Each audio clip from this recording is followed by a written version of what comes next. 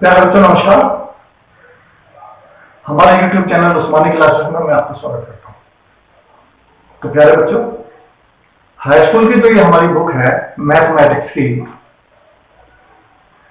इसका सॉल्यूशन हम आपको उपलब्ध कराने वाले हैं और आज इसका पहला लेक्चर मैं आपके सामने लेकर उपस्थित हूँ। और इससे पहले हमें कुछ बातें जाननी होंगी कि हाई स्कूल में हमें जो अपनी मैथमेटिक्स की तैयारी करनी है उसमें हमारा 70 नंबर का बात कर रहा हूं आप लोगों से। तो यूपी बोर्ड में 30 नंबर मैक्सिमम विद्यालय स्तर पर जो हमारा मूल्यांकन होता है, जिसे सतत मूल्यांकन कहा जाता है, वहां से हमें मिलते हैं। और 70 नंबर का हमारा थ्योरी का या मैथमेटिक्स का ये जो पार्ट होता है, इससे हमें प्राप्त करने होते हैं। तो इसका जो मैक्सिमम मार्क्स है वो हमारे 70 है, यानी 70 है। इसमें जो सबसे पहला चैप्टर हमारे पास है वो है वास्तविक संख्या। तो प्यारे बच्चों, आज हम इसी चैप्टर को शुरू करने वाले हैं। और इस चैप्टर को शुरू करने से पहले मैं इस चैप्टर से बेसिक कुछ बातें आप लोगों को याद दिलाना चाहूंगा। मतलब कक्षा 9 में हमने इस चैप्टर से संबंधित काफी बातें सीखी हैं। तो वो बातें मैं आप लोगों को रिवाइज कराना चाहता हूं, क्योंकि अगर किसी वजह से वो बातें अगर हमें ध्यान नहीं होंगी तो हमें इस चैप्टर में दिक्कत आएगी। और प्यारे बच्चों, अगर किसी को ये जो छोटी बातें मैं बताने जा रहा हूं, इनमें इसके बाद यानी मेरे लेक्चर के बाद अगर कोई दिक्कत आती है तो आप लोग अपनी कक्षा 9 की बुक्स उठाएं और उनको पुनः रीड करें, उन्हें पढ़ें और वहां से आते हैं। तो आज जो हमारे चैप्टर शुरू हम करने के लिए जा रहे हैं, चैप्टर का नाम हमारे पास वास्तविक संख्या है। तो देखिए, सबसे पहले हम यहाँ संख्याओं के बारे में बात करते हैं। तो संख्याओं के बारे में अगर मैं आपसे बात करूं तो यहाँ पर देखिए बहुत सारी संख्याओं के वैल्यू यहाँ से हमें मिल जाती है, तो हमें काफी नाम से हमें ध्यान करना होता है। तो मैं आपको बताता हूँ। तो देखिए, सबसे पहले मैं आपको बताता हूँ कि हमारे पास एक होता है सम संख्या।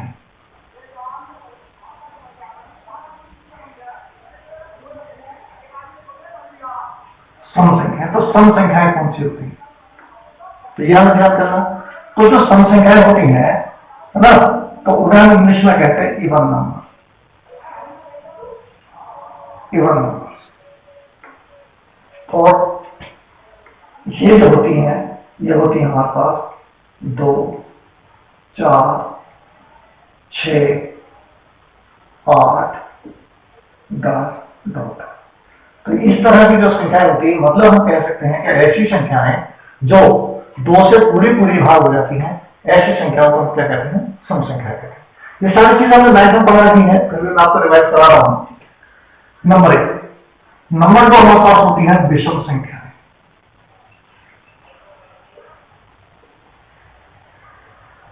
विषम संख्या यानी कि odd number. Odd number, odd number. तो ओड नंबर में हमारे पास 1, 3, 5, 7 और 2 अनंत तक। तो ऐसी संख्याएं जो 2 से पूरी भाग नहीं होती हैं, वो संख्या हमारे पास किस बात में? विषम संख्या होगा। उसके बाद नंबर 3 हमारे पास प्राकृत संख्या है।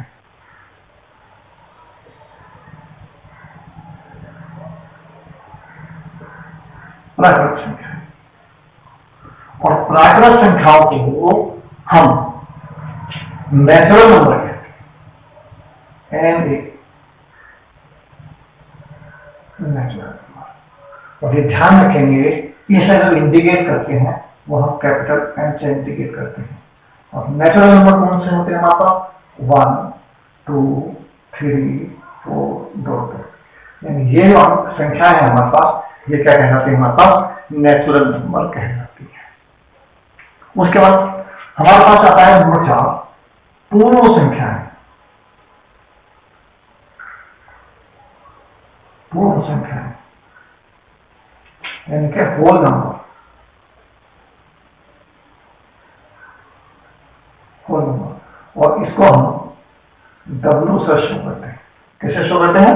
W से, और ये हमारी होती क्या, कि अगर इसमें हम 0 को भी ऐड कर रहे हैं, लेकिन 0 को भी इसके साथ लगा दें, तो ये हमारे पास क्या कहलाती है, ये हमारे कहलाते हैं होल नंबर।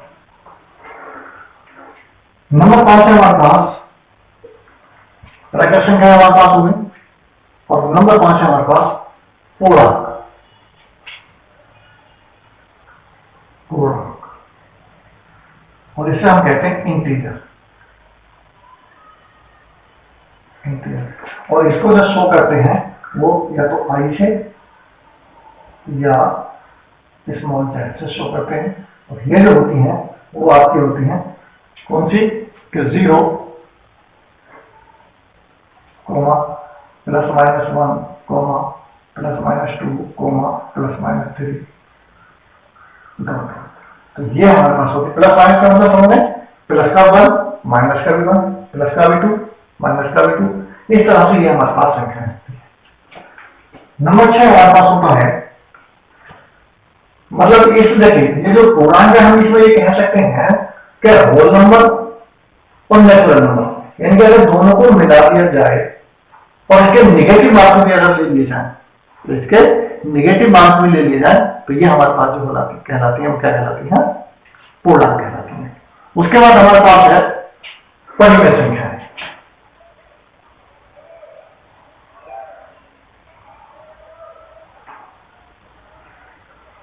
परिमेय संख्या, और परिमेय संख्याओं को हम कहते हैं रेशनल नंबर।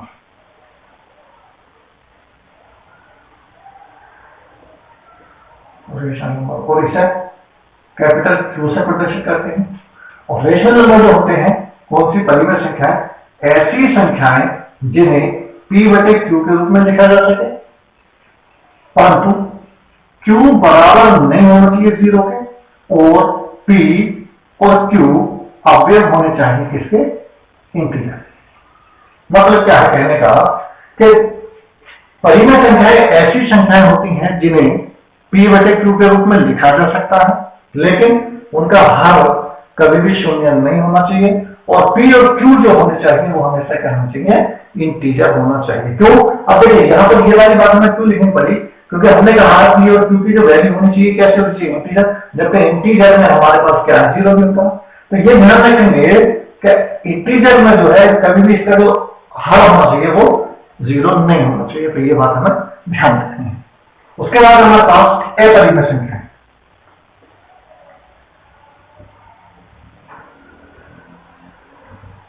अपरिमेय संख्या है इर्रेशनल नंबर।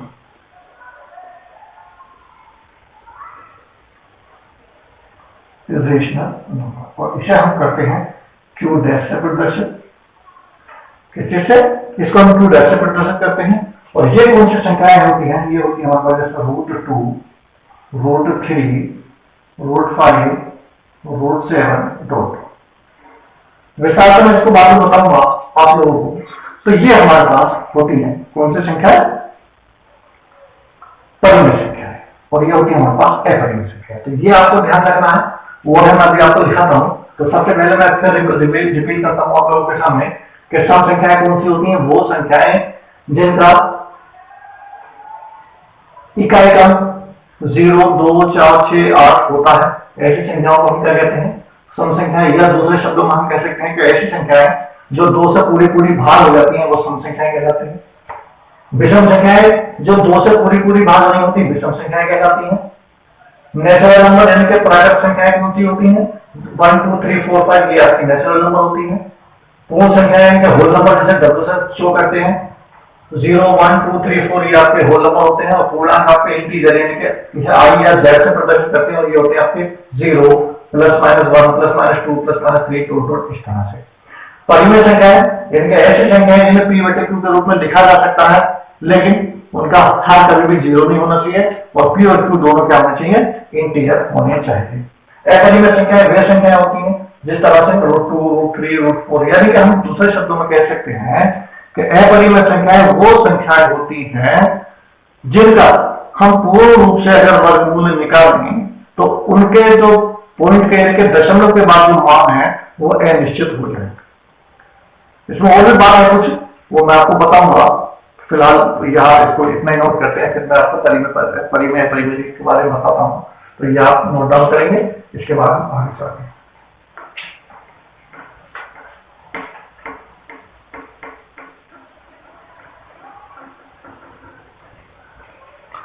उसके बाद हमारे पास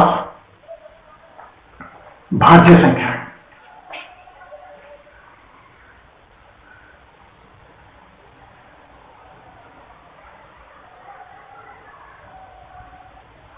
भाज्य संख्या है, भाज्य संख्या। तो जो भाज्य संख्या है उन्हें कहते हैं कंपोजिट नंबर।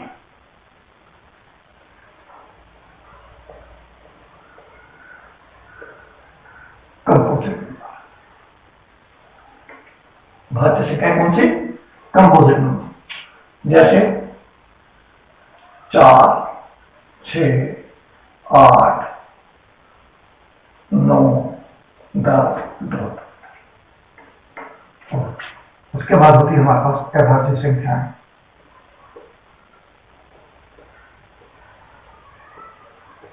अभाज्य संख्याएं, और इसे हम कहते हैं प्राइम नंबर। प्राइम, इसको कहते हैं प्राइम नंबर। ये कौन सी होती है? 2, 3, 5, 7, 11, 2। तो ये हमारे पास होती है अभाज्य संख्या। तो कुल मिलाकर के जिस चैप्टर को हम पढ़ने के लिए जा रहे हैं वो चैप्टर हमारा यहां से शुरू होता है, और सबसे लास्ट में हम आते हैं, और यह है हमारे पास वास्तविक संख्या। वास्तविक संख्या, तो वास्तविक संख्याओं को हम कह सकते हैं कि वास्तविक संख्याएं, यानी कि इसे हम कहते हैं रियल नंबर। रियल नंबर, और रियल नंबर वो नंबर होते हैं, यानी कि हम कह सकते हैं कि परिमेय संख्याओं और अपरिमेय संख्याओं का जो यूनियन है, अगर वो निकाल दे तो वो हमारा क्या कहलाता है? वास्तविक संख्या कहलाती है। मतलब जो अभी हमने पढ़ा है, यानी परिमेय संख्याएं और अपरिमेय संख्याएं, अगर दोनों को मिला दिया जाए तो जो संख्याएं बनेंगी वो सारी की सारी संख्याएं हमारी क्या कहलाएंगी? वो हमारी कहलाती हैं वास्तविक संख्या, और इसे हम R से प्रदर्शित करते हैं। R से प्रदर्शित करते हैं। तो ये हमारे पास हुआ।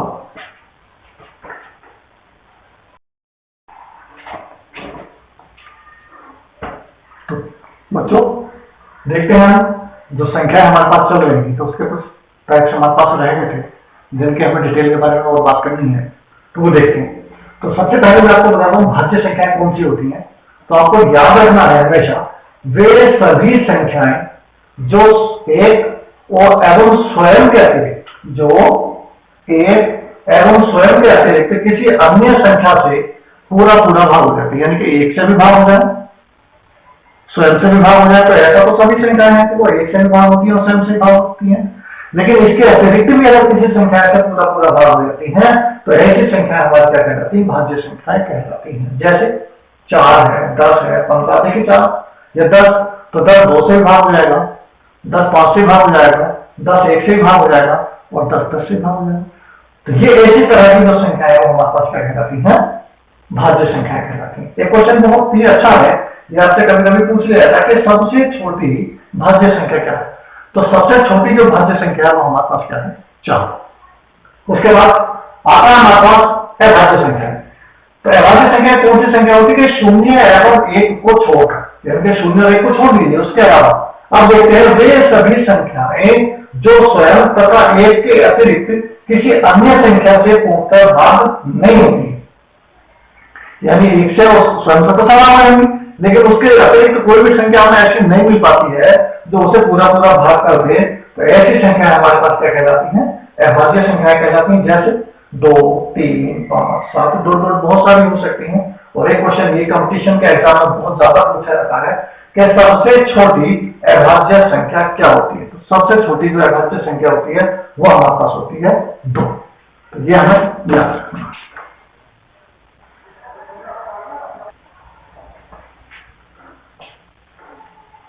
अब अगला पॉइंट हमारा आता है परिमेय संख्या। तो देखिए परिमेय संख्याएं कौन सी संख्याएं होती हैं? तो परिमेय संख्याएं वे संख्याएं होती हैं जिन्हें p बटे q के रूप में लिखा जा सके, लेकिन उनके साथ एक शर्त यह होती है कि उसमें कभी भी उनका हर 0 नहीं होना चाहिए और अंश और हर जो होने चाहिए वो दोनों इंटीजर होने चाहिए, यानी कि पूर्णांक होने चाहिए। यानी कि हम कह सकते हैं वे सभी संख्याएं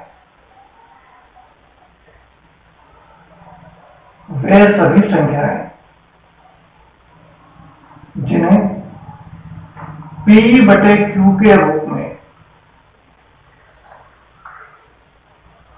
व्यक्त किया जा सकता है,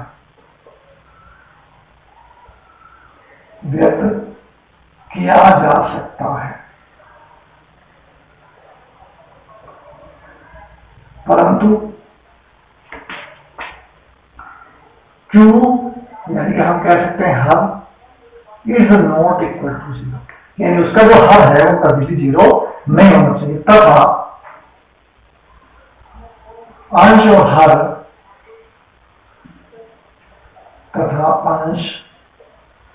और हर दोनों ही पूर्णांक हो, क्या हो? पूर्णांक। तो ऐसी संख्याओं को हम क्या कहते हैं? परिमेय संख्याएं कहते हैं। जैसे 2, 5, 10/3, 25/7, 2 इस तरह से। तो इन संख्याओं में देख रहे हैं, अब आप कहोगे सर दोनों तो अंश हर पर है, तो हम ये जानते हैं कि जिन संख्याओं का हर कोई संख्या नहीं होती उन संख्याओं का क्या होता है? 1 होता है। तो इस संख्या को हम 2/1 लिख सकते हैं, इस संख्या को भी हम इतना लिख सकते हैं, या हो सकता है हमारे पास कितना कि 2.6 को, अब 2.6 को अगर हम चाहें तो यहां से हम दशमलव दूर करके इसके बटे कितना कर सकते हैं? 10 कर सकते हैं। तो ये हमारे पास हो गया। तो इस प्रकार की जो भी संख्याएं होती हैं वो सारी की सारी संख्याएं हमारी क्या कहलाती हैं? परिमेय संख्याएं कहलाती है। नंबर 2 हमारे पास आता है अपरिमेय संख्या। अपरिमेय संख्या, तो अपरिमेय संख्याएं कौन सी होती हैं? अपरिमेय संख्याएं वे संख्याएं होती हैं जो हम कह सकते हैं कि परिमेय संख्याओं को छोड़कर बाकी जो संख्या है सब अपरिमेय संख्या, ऐसे भी हम कह सकते हैं। या सीधी सी बात है, क्या वह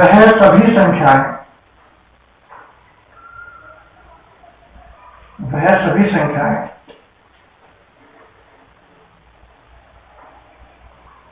जिनको हल करने पर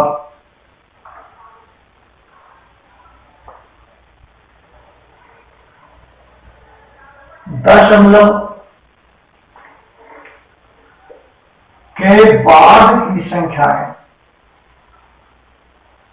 के बाद की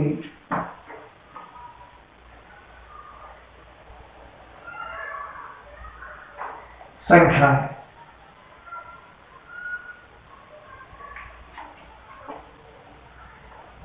कभी खत्म ना हो, यानी हम चित्र भाषा में लिख रहे हैं, तथा यह लिखेंगे परंतु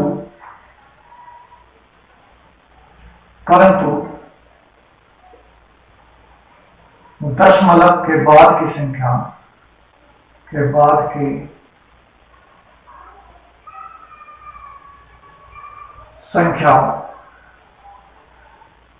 की पुनरावृत्ति ना हो।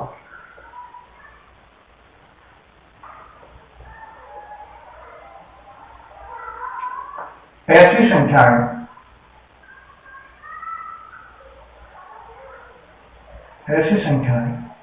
अपरिमेय संख्याएं कहलाती हैं। ऐसी संख्याएं अपरिमेय संख्याएं कहलाती है। जैसे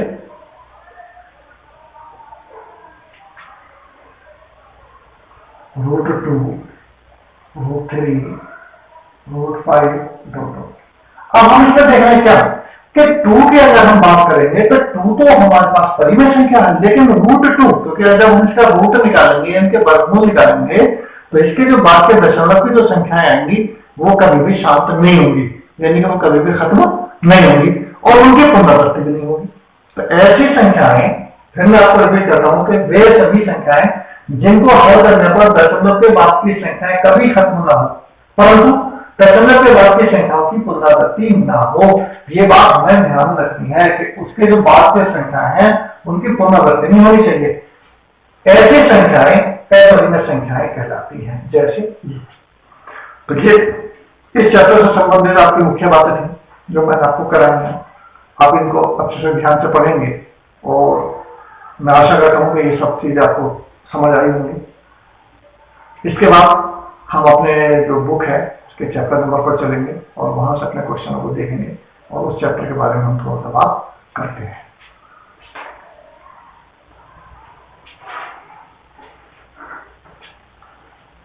प्यारे बच्चों, इस चैप्टर की एक्सरसाइज नंबर 1.1 पर जाने से पहले इस चैप्टर के बारे में 2 बातें हमें यहां पर देखनी है जिनका हमें ध्यान रखना है। क्या? नंबर 1 है हमारे पास यूक्लिड विभाजन प्रमेय का, यूक्लिड विभाजन प्रमेय का, और नंबर 2 है हमारे पास यूक्लिड विभाजन एल्गोरिथम। ये 2 बातें हैं, इन 2 बातों को हमें यहाँ पर देखना पड़ेगा कि ये दोनों चीजें क्या है, क्योंकि अगली जो एक्सरसाइज हमारे पास आने वाली है वो इसी से संबंधित है और जब तक हमें इसकी जानकारी नहीं होगी हम इस चैप्टर को अच्छे से नहीं कर पाएंगे। तो पहले कुछ संख्या दी है, कोई 2 संख्याएं दी है, कितना आपसे कहा गया, एक संख्या है आपकी 3 और एक संख्या है आपकी 13, और आपसे कहा जाता है कि इस 13 को इस 3 के पदों में लिखिए, इसे 3 के पदों में लिखें तो आप इस संख्या को इस रूप में लिख सकते हो, गुणनखंड के रूप में। तो जैसे जरा मैं देखता हूं, आपको बताता हूं, तो यहां से अगर हम 3 से भाग करते हैं किसी संख्या को और यहां संख्या हमारे पास 13, तो सबसे पहले तो हम ये देखेंगे कि ये वाली जो संख्या कहलाती ये हमारी कहलाती है भाजक, ये जो संख्या हमारी ये कहलाती भाज्य। यहां जो हमारे पास आंसर आएगा, यानी कि 3 से जब मैं 13 को भाग करूंगा तो 312 12 रहेगा, और यहां से जब घटाएंगे तो 1 बचेगा, तो ये जो हमारा बचेगा क्या होगा, शेषफल होगा। तो ये हमारा कहलाता है शेषफल, और ये जो हमारे पास होता है ये कहलाता है हमारे पास भागफल। पहले तो ध्यान से देखेंगे तो ये नाम हमें अच्छे से ध्यान करना है कि जिस संख्या से भाग करते हैं वो भाजक होता है, जिस संख्या को भाग करते हैं वो भाज्य होती है, जिस संख्या को भाग करने के बाद जो आंसर प्राप्त होता है वो हमारे पास भागफल कहलाता है, और जो शेष बचता है वो हमारे पास शेषफल कहलाता है। अब देखिए, क्योंकि कुछ मैथमेटिक्स में कुछ शब्द ऐसे होते हैं कि उनका हमें इंग्लिश में भी यूज करना पड़ता है, तो अब हम देखेंगे कि यहां पर हम देखते हैं तो इस भाज्य को हम कहते हैं डिवाइडर, डिवाइडर याद ध्यान रखेंगे। जो भाज्य होता है उसे हम कहते हैं डिविडेंड, डिविडेंड, और जो ये होता है भाग तो इसे कहते हैं क्विशेंट,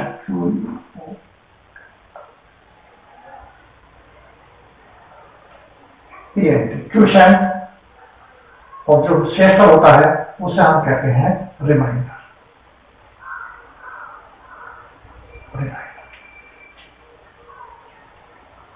ये जो हमारे पास क्विशेंट होता है इसे हम स्मॉल क्यू से रिप्रेजेंट करते हैं, और ये जो हमारे पास रिमाइंडर होता है इसे कैपिटल आर से या स्मॉल आर से हम प्रदर्शित करते हैं। और एक बात और मैं आपको बता दूं कि यहाँ पर ज्यादातर जो रूप में हम लेते हैं वो इस वाली संख्या को, यानी कि इस संख्या को हम b के रूप में मान लेते हैं और इस संख्या को हम a के रूप में मान लेते हैं, सॉरी इसको a के रूप में मानते हैं और इसको b के रूप में मान लेते हैं। तो अगर मैं इस संख्या को, ये तो सवाल मैंने किया है, अगर मैं इस संख्या की यहां से बात करूं तो मैं देखूंगा यहाँ पर कि जो b की वैल्यू होगी मेरे पास a की जो वैल्यू होगी वो कितनी होगी, 3 होगी। a की वैल्यू होगी 13, यानी कि बड़ी वाली संख्या, बी की वैल्यू कितनी होगी, वो 3 होगी, और हमारे पास क्वेश्चन जो होगा वो कितना होगा, यहाँ पर 4 होगा, और आर जो होगा वो कितना होगा, हमारे पास यहाँ पर 1 होगा। लेकिन आपको एक बात का हमेशा और हमेशा ध्यान रखना है कि ये जो आर होता है, ये जो आर होता है, ये हमेशा हमारे बीच है, यानी कि जो हमारे पास भाजक होगा उससे हमेशा और हमेशा कैसा होता है, छोटा ही होता है। ये कभी भी इससे बड़ा नहीं हो सकता। यानी कि इसे हम डिवाइडर यानी कि भाजक भी क्या लिखते हैं, डी से भी प्रदर्शित कर देते हैं इसको, डी से। तो हम कहेंगे क्या कि यहां पर जो होता है वो आर का मान 0 के बराबर भी हो सकता है, 0 से बड़ा भी हो सकता है, और किससे, डी से हमेशा छोटा होता है। तो ये बात हमें यहाँ पर मोस्टली याद रखनी है कि क्या आर का मतलब क्या होगा, क्वेश्चन सॉरी रिमाइंडर, इनका रिमाइंडर जो होगा वो हमेशा किसके क्या होगा, या तो 0 होगा या 0 से बड़ा होगा, लेकिन वो हमेशा डी से यानी कि जो हमारे पास डिवाइडर होगा उससे हमेशा छोटा होता है। तो ये बात हमें यहाँ पर ध्यान रखनी है। अब हम किसी भी संख्या को इस रूप में जब हम लिखते हैं, किसी भी संख्या को अगर हम इस रूप में लिख देते हैं तो इस रूप में लिखना ही क्या कहलाता है, यूक्लिड विभाजन प्रमेयिका कहलाता है। यानी कि किसी प्रमेयिका का इस रूप में यूज कर लेना या किसी दो संख्याओं को इस रूप में लिख लेना ही हमारा क्या कहलाता है, हमारा कहलाता है यूक्लिड विभाजन प्रमेयिका। या दूसरे शब्दों में कह सकते हैं कि जब हमें दो धनात्मक पूर्णांक दिए हो, ये भी बात ध्यान रखेंगे कि ये जो होते हैं वो हमेशा धनात्मक पूर्णांक होते हैं। जब दो धनात्मक पूर्णांकों को उनके भागफल, शेषफल और डिवाइडर के रूप में लिखा जाता है, तो उस लिखने के जो रूप होता है उस रूप को हम कहते हैं यूक्लिड विभाजन प्रमेयिका। क्या कहते हैं, यूक्लिड विभाजन प्रमेयिका। तो यहां से ये बात आपको ध्यान करना है कि कोई भी संख्या, अब अगर मैं आपसे कहूं कि आपको दिया जाता है 37 और क्रमांक दिया जाता है 5, आपसे कहा जाता है कि आप इस 37 को 5 के रूप में लिखिए, तो आप क्या करेंगे, भाग करेंगे, और जब हम भाग करेंगे तो हम देखेंगे कि 37 बराबर, यानी कि मैं यहां देखता हूं तो अगर मैं कहूं कि 5 से भाग करेंगे किसको, 37 को, तो 37 को भाग करेंगे तो 5 से 35 आ गया, और यहां से मेरे पास कितना बचा, 2 बचा। यानी कि अगर मैं यहां से लिखना चाहूंगा तो लिखूंगा 7 गुणा के 5 और प्लस के 2।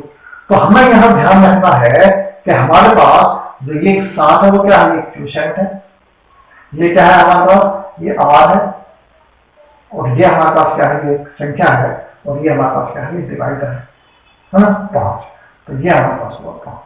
तो इस तरह से हम किसी भी सवाल को, एक क्वेश्चन बहुत पूछा जाता है क्या, कि यदि दो संख्याएं ए और बी इस तरह से दी जाती हैं, है ना, और उसको अगर भागफल के रूप में हमें इस रूप में लिखना हो, यूक्लिड विभाजन प्रमेयिका के रूप में, तो वहां से हमसे पूछा जाता है क्या, कि ए बराबर बी क्यू प्लस आर। तो ये हमें बहुत ही पूछा जाता है वन लाइनर क्वेश्चन में, और ये हमें विकल्प के रूप में क्वेश्चन से पूछा जाता है। तो ये हुआ हमारे पास क्या, यूक्लिड विभाजन प्रमेयिका। अब जो दूसरा नंबर हमारे पास आता है वो है हमारे पास यूक्लिड विभाजन एल्गोरिथम। तो यूक्लिड विभाजन एल्गोरिथम का मतलब यह है कि जब हमें किन्हीं दो संख्याओं का मैच, जब हम किन्हीं दो संख्याओं का मैच है इस विधि द्वारा निकालते हैं, कौन सी विधि द्वारा, इस विधि द्वारा निकालते हैं, तो उस विभाजन को यानी उस विधि को हम क्या कहते हैं, यूक्लिड विभाजन एल्गोरिथम कहते हैं। यह जो पॉइंट हमारे पास नंबर 2, इसे हम 1.2 जो हम प्रश्नावली करेंगे उसमें सीखेंगे। इस जो ये जो प्रश्नावली हमारे पास 1.1 है, इसमें हमें जो करना है वो यूक्लिड विभाजन प्रमेयिका से संबंधित सवाल करने हैं। तो आई होप, मैं समझता हूँ कि आप लोगों को ये बात समझ में आई होगी। मैंने आपके साथ काफी कोशिश की है कि मैं आपको ये चैप्टर थोड़ा अच्छे से समझा सकूं। तो आइए